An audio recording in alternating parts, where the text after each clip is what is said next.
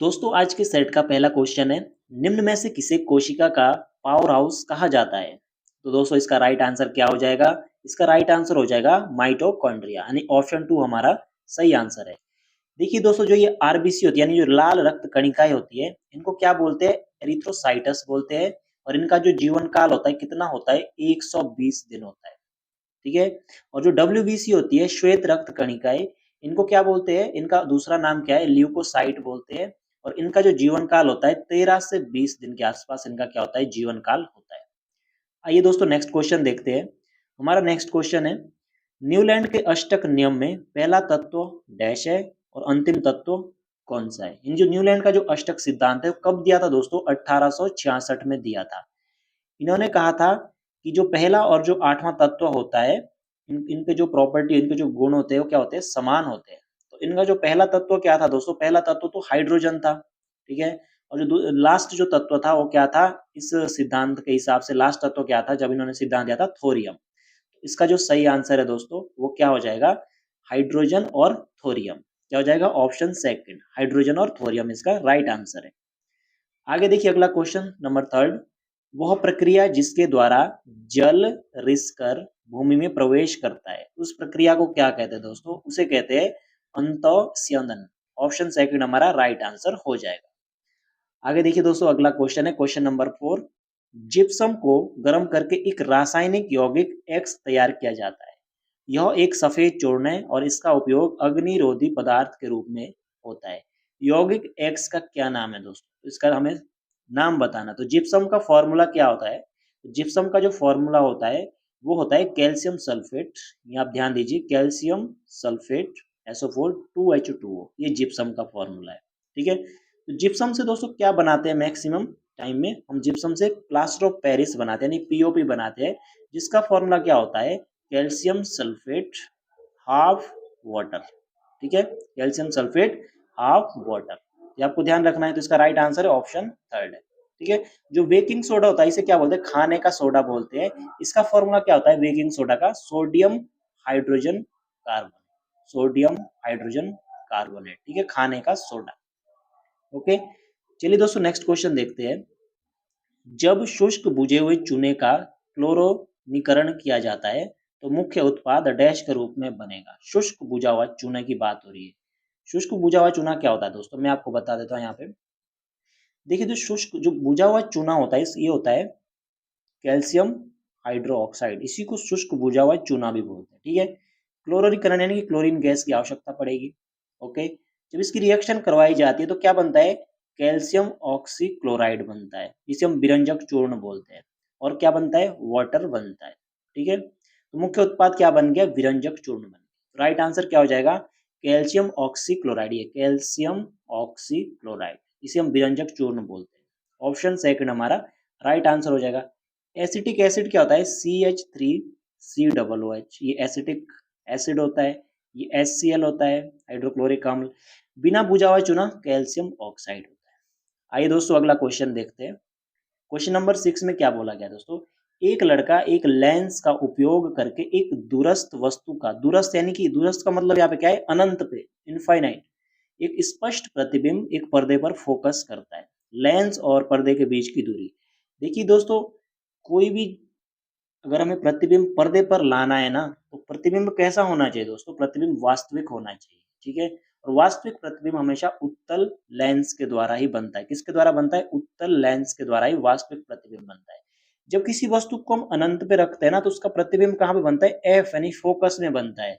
तो ये जो दूरी हो जाएगी वो क्या हो जाएगी? एफ के बराबर हो जाएगी। ओके। तो इसका राइट आंसर है ऑप्शन नंबर सेकंड। आइए दोस्तों अगला क्वेश्चन देखते हैं। क्वेश्चन नंबर 7 में क्या बोला है? क्वेश्चन नंबर 7 आपके सामने कि लकड़ी का कोई गुटका पानी में अपने आयतन के 65% के साथ पानी में तैरता है। ये आर्किमिडीज सिद्धांत है जो इसके हिसाब से क्वेश्चन पूछा है। तो इसका घनत्व हमें, जो ये लकड़ी का जो गुटका है इसका घनत्व हमें किलोग्राम पर एमक्यू में निकालना है। इसमें देखिए दोस्तों आर्किमिडीज का सिद्धांत लगेगा इसमें।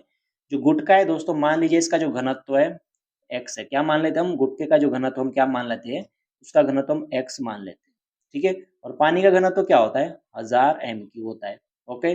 और जो लकड़ी का जो गुटका है कितना परसेंट डूबा हुआ है? 65% डूबा हुआ है। और टोटल वैल्यू कितनी है इसकी 100% में से 65% डूबा हुआ है।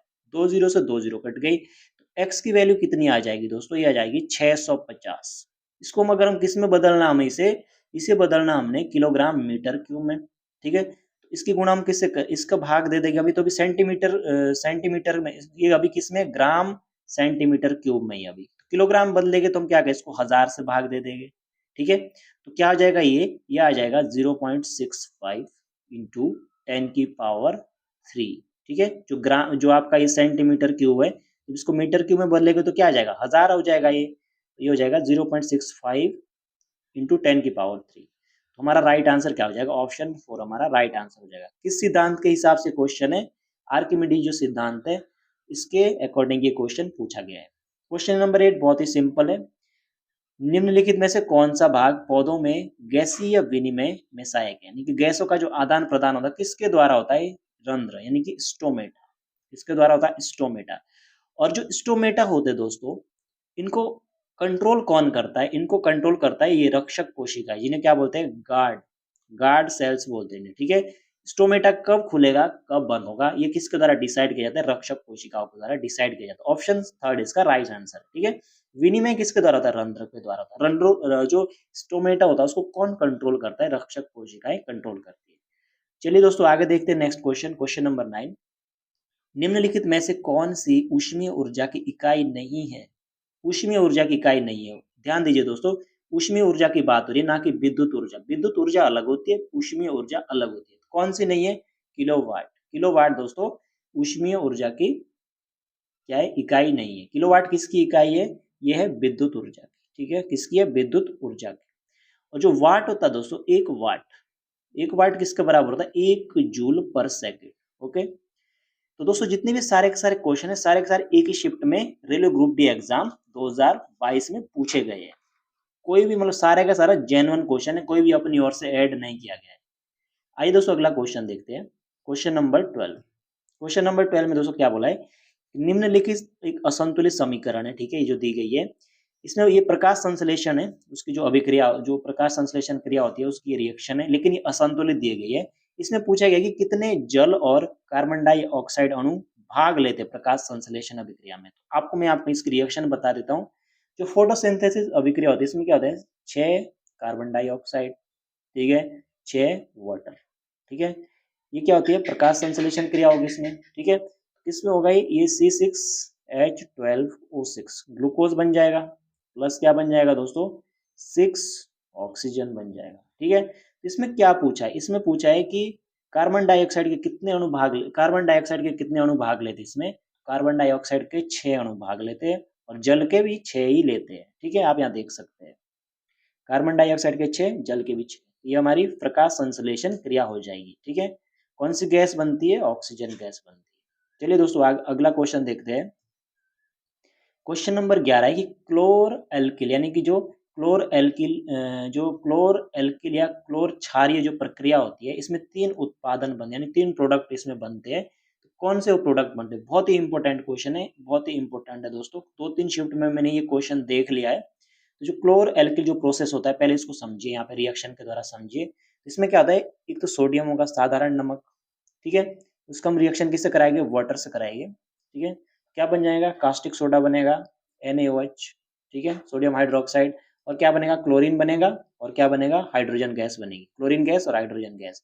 क्या बन गया, 2 तो गैस बन गई हमारे पास, कौन सी गैस बन गई, क्लोरीन गैस, हाइड्रोजन गैस, ठीक है। और एक क्या बन गया, कास्टिक सोडा। तो ऑप्शन थर्ड इसका राइट आंसर हो जाएगा। बहुत ही अच्छा क्वेश्चन है दोस्तों। चलिए क्वेश्चन नंबर 12 देखते हैं। विद्युत मोटर का कौन सा भाग उसमें प्रवाहित धारा के प्रवाह की दिशा को उलट देता है, कौन सा।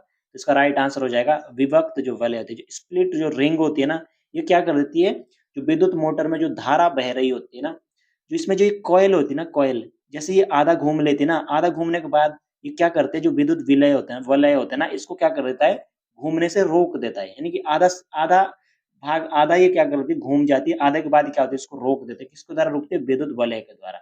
इसलिए क्या होते हैं, प्रवाह जो धारा की दिशा होती है वो भी क्या हो जाएगी, बदल जाएगी। जो कुंडली होती है इसी के द्वारा धारा बहती है, जब इसकी डायरेक्शन बदल जाएगी तो धारा की डायरेक्शन बदल जाएगी। कौन बदलता है, जो स्प्लिट रिंग होती है। तो इसका ऑप्शन सेकंड राइट आंसर हो जाएगा।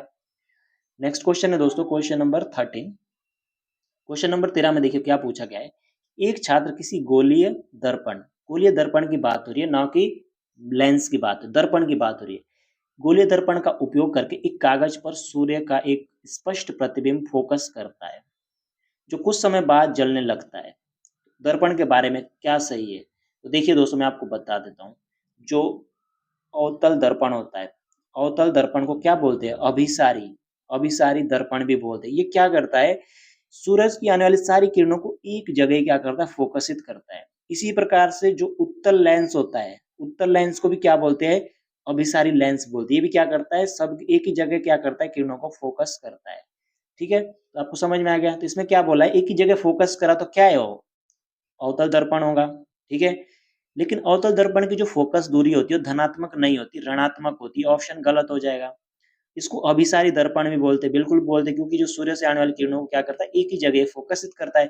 तो इसमें देखिए दोस्तों, कौन सा कथन सही है? तो ए कथन भी सही है और सी कथन भी सही है, यानी कि ए और सी दोनों कथन क्या है? राइट है। ओके, आइए अगला क्वेश्चन देखते हैं। निम्न चित्र में से कौन सी संख्या मानव मस्तिष्क के मेरुरज्जु की स्थिति को दर्शाती है? देखिए दोस्तों, डायग्राम से रिलेटेड मैंने अलग से 2 वीडियो बना लिए। ठीक है, डिटेल से बनाई गई, आप उनको जरूर देख लेना। ठीक है, तो इसमें मेरुरज्जु पूछा है, तो मेरुरज्जु कौन सा भाग होता है? जो ये वाला जो भाग होता है ना, ये क्या होता है? मेरुरज्जु होता है। ठीक है, तो ऑप्शन थर्ड इसका राइट आंसर हो जाएगा। ठीक है, ऑप्शन थर्ड में ये चौथा ये दिया गया है। ठीक है, चलिए दोस्तों अगला क्वेश्चन देखते हैं। बल्ब के फिलामेंट को डैश प्राप्त करने के लिए अत्यंत पतला और लंबा बनाया जाता है। जो बल्ब का जो फिलामेंट होता है किससे बना होता है? टंगस्टन से बना होता है, जिसे हम डी से डिनोट करते हैं। ठीक है, तो इसका जो फिलामेंट होता है ना, जो इसका जो बल्ब का जो फिलामेंट होता है, इसका जो प्रतिरोध क्या होता है? उच्च प्रतिरोध होता है। ठीक है, और क्या होता है इसका? उच्च मेल्टिंग पॉइंट, यानी गलनांक और प्रतिरोध इनका दोनों क्या होता है? उच्च होता है। ठीक है, तो किस लिए इसका यूज किया जाता है? उच्च प्रतिरोध के लिए फिलामेंट। ठीक है, टंगस्टन का यूज किया जाता है। ऑप्शन सेकंड इसका राइट आंसर हो जाएगा।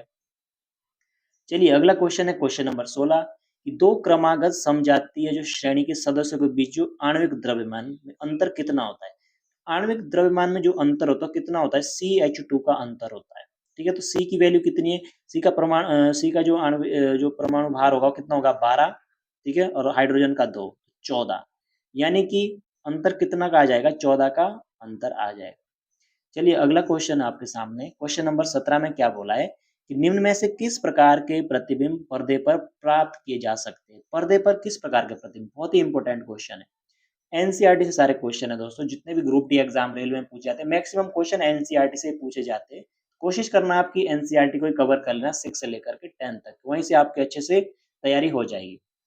तो देखिए दोस्तों, जो प्रतिबिंब यदि हमें पर्दे पर लाना है तो प्रतिबिंब कैसा होना चाहिए दोस्तों? वास्तविक होना चाहिए। ठीक है, वास्तविक प्रतिबिंब होना चाहिए, चाहे छोटा हो चाहे बड़ा हो, इससे कोई लेना देना नहीं है, लेकिन वास्तविक होना चाहिए। वास्तविक बड़ा भी हो सकता है, वास्तविक छोटा भी हो सकता है। तो पर्दे पे हमें क्या होना चाहिए? वही जो वास्तविक प्रतिबिंब होता है वही पर्दे पे आता है, यानी कि ऑप्शन ए और बी दोनों क्या हो जाएंगे? सही हो जाएगा। ठीक है, आगे देखते हैं। तो अगला क्वेश्चन है, श्वसन तंत्र का कौन सा भाग वायु मार्गों को नष्ट होने से रोकता है? कौन सा भाग है श्वसन तंत्र का जो कि वायु मार्गों को नष्ट होने से रोकता है? तो इसका जो राइट आंसर है दोस्तों, और क्वेश्चन नंबर 18 का, वो क्या हो जाएगा? उपास्थि के जो छल्ले होते हैं, ठीक है, जो कार्टिलेज होती है उसके जो छल्ले होते हैं वो क्या करता है? वायु मार्ग को नष्ट होने से क्या करता है? रोकता है। जो ये छल्ले होते हैं कहाँ पे होते हैं दोस्तों? ये गले में होते हैं। कहाँ पे होते हैं? गले में ये होते हैं। ओके, चलिए दोस्तों अगला क्वेश्चन है, क्वेश्चन नंबर 19। इसमें क्या पूछा गया है? क्वेश्चन नंबर 19 में पूछा गया कि यदि एक आपतित प्रकाश किरण, यानी कि जो प्रकाश किरण आ रही है, किसी अवतल दर्पण के वक्रता केंद्र से गुजरती है, तो आपतित किरण और परावर्तित किरण के बीच बनने वाला कोण कितना होगा? इसमें क्या पूछा गया? ये अवतल दर्पण है। ठीक है, किरण आ रही है यहाँ पे, ये किरण इधर से आ रही है, मान लीजिए कहाँ पे आ रही है? वक्रता, यानी सी पर आ रही है। ठीक है, सी पर आ रही है।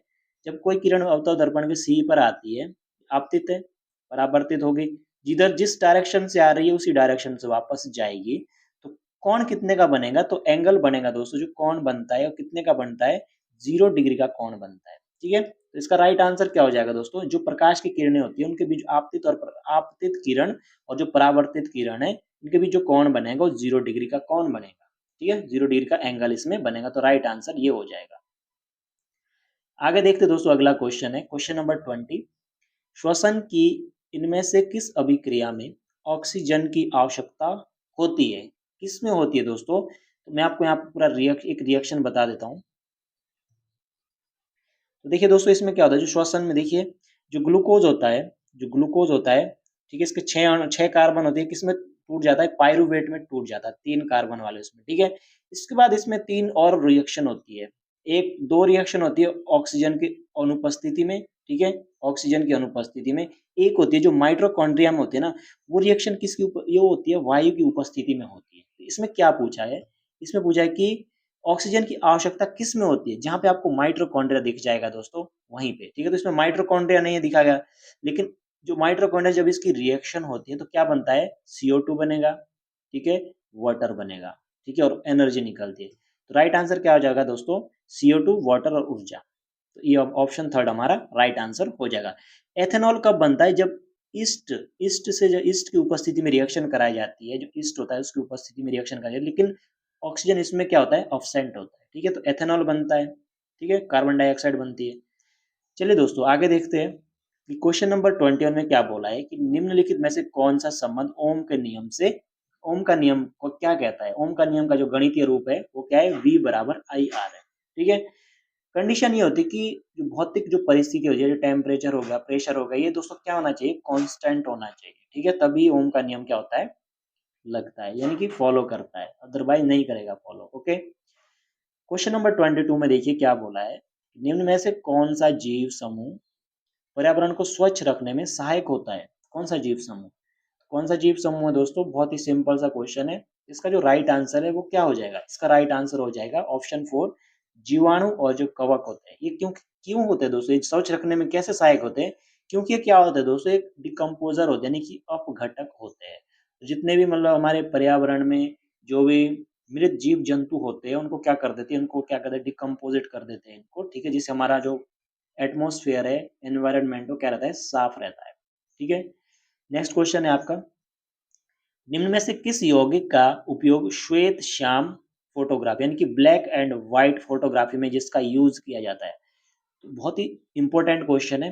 फोटोग्राफी में देखिए दोस्तों, 2 यौगिकों का यूज किया जाता है, एक होता है AgBr, ठीक है, और दूसरा क्या होता है, AgCl। इन दोनों का यूज किया जाता है फोटोग्राफी में। आपको सिर्फ AgBr का पता होगा, सिल्वर ब्रोमाइड का पता होगा, लेकिन सिल्वर क्लोराइड का भी यूज किया जाता है, इसलिए इसका ऑप्शन 4 राइट आंसर हो जाएगा, ठीक है। कृत्रिम वर्षा होती है दोस्तों, उसमें हम किसका यूज करते हैं, कृत्रिम वर्षा होती है उसमें हम यूज करते हैं सिल्वर आयोडीन, यानी कि सिल्वर आयोडाइड का यूज हम कृत्रिम वर्षा में करते हैं, ठीक है। नेक्स्ट क्वेश्चन है दोस्तों, निम्न में से कौन से कथन सही है, क्वेश्चन नंबर 20। देखिए दोस्तों, ये जो क्वेश्चन नंबर 20 इसमें सही नहीं, इसमें कौन से कथन सही नहीं होना चाहिए था, सही नहीं है, ठीक है। देखिए जो किसके बारे में क्वेश्चन पूछा गया, ये जो फ्यूज तार होता है उससे रिलेटेड ये क्वेश्चन है। तो जो फ्यूज तार होता है लेड और टीन से बना होता है, ऑप्शन ये सही हो जाएगा। फ्यूज तार होता है दोस्तों, इसका क्या होता है, जो जो प्रतिरोध होता है वो क्या होता है, उच्च प्रतिरोध होता है, लेकिन मेल्टिंग पॉइंट क्या होता है इसका, कम होता है, ठीक है। प्रतिरोध ऊंचा होता है, लेकिन प्रतिरोध ज्यादा होता है, हाई प्रतिरोध होता है, हाई रेजिस्टेंस होता है, लेकिन मेल्टिंग पॉइंट निम्न गलनांक होता है इसका, ठीक है। इसीलिए ज्यादा अतिभार पड़ता तो क्या होता है, फ्यूज की तार क्या, फ्यूज उड़ जाता है, ठीक है। इसमें कौन सा सही नहीं है, तो ऑप्शन ये एक तो सही है क्योंकि टीन लेड से बना होता है, ठीक है। दूसरा, फ्यूज को विद्युतमय तार से जोड़ा जाता है, बिल्कुल जोड़ा जाएगा, ये भी सही है। फ्यूज बनाने हेतु चयनित पदार्थ का गलनांक उच्च होता है, गलनांक उच्च नहीं होता दोस्तों, गलनांक क्या होना चाहिए दोस्तों, लो गलनांक होना चाहिए, ठीक है। अगर गलनांक उच्च रहेगा तो मान लीजिए जो हमारे जो विद्युत लाइन में ज्यादा अतिभार पड़ रहा है और लोडिंग हो रही है, तो इसका मेल्टिंग पॉइंट ज्यादा है, तो ये फ्यूज उड़ेगा ही नहीं और आपके पूरे का पूरा घर का वायरिंग जल सकता है, ठीक है। इसलिए इसका प्रतिरोध उच्च होता है और गलनांक निम्न होता है। चलिए दोस्तों, आज की वीडियो का लास्ट क्वेश्चन है, नीचे दी गई तालिका गर्भ निरोधन की 4 विधियों और उनके कार्य के तरीके को दर्शाती है, कौन सा विकल्प इनको सम्मिलित करता है। जो चारों के चारों जो दोस्तों ये यहाँ पे विधियां दे रखी है, किसके लिए रिलेटेड है, गर्भ निरोधन के रिलेटेड, यानी गर्भ निरोधक उपाय है एक प्रकार से, ठीक है। इसमें देखिए जो कॉपर टी होता है दोस्तों, इसका क्या काम होता है, ये क्या करता है, फर्टिलाइजेशन होता है ना, उसको क्या करता है, रोकता है, निषेचन होता है उसको रोकता है, यानी कि ए का क्या हो जाएगा, ए का हो जाएगा ऑप्शन नंबर 4, ठीक है। कॉपर क्या करता है, फर्टिलाइजेशन को रोकता है। जो गोलियां होती है मुख्य गोली, जो खाने वाली गोलियां होती है, वो क्या करती है, जो रोपण रुक जाता है, इसका ये हो जाएगा। जो कंडोम होता है इसका क्या यूज होता है दोस्तों, इसका शुक्राणु गर्भाशय की ग्रीवा तक नहीं पहुंच पाते, यानी कि सी हो जाएगा, सी का 2 हो जाएगा। और जो नली का उच्छेदन होता है इसमें क्या होता है, यानी कि इसे हम नसबंदी बोलते हैं, इसमें क्या होता है, अंडाणु गर्भाशय तक नहीं पहुंच पाते, ठीक है। तो बी का क्या हो जाएगा दोस्तों, बी का हो जाएगा ऑप्शन नंबर थर्ड, ठीक है। सी का क्या हो जाएगा, सी का हो जाएगा ऑप्शन नंबर सेकंड, और डी का क्या हो जाएगा ऑप्शन नंबर फर्स्ट, ठीक है। तो ये राइट आंसर हो जाएगा। ओके, तो कॉपर्टी याद रखना, कॉपर्टी क्या करता है, जो फर्टिलाइजेशन की जो दर होती है, जो रेट ऑफ फर्टिलाइजेशन, उसको बहुत स्लो कर देता है, ना के बराबर कर देता है, एक प्रकार से रोक देता है, ठीक है। तो दोस्तों ये थे आज के सेट के 25 क्वेश्चंस। यदि आपको इन सभी क्वेश्चंस का पीडीएफ चाहिए तो आप हमारे टेलीग्राम को जरूर ज्वाइन करें, लिंक मैंने डिस्क्रिप्शन में दे दिया है। यदि आपको रेलवे एग्जाम से रिलेटेड कोई भी मटेरियल चाहिए, बुक्स पीडीएफ फॉर्म में चाहिए, तो आप टेलीग्राम जरूर ज्वाइन कर लेना। वीडियो पसंद आई तो प्लीज वीडियो को लाइक और चैनल को आप जरूर सब्सक्राइब कर लें।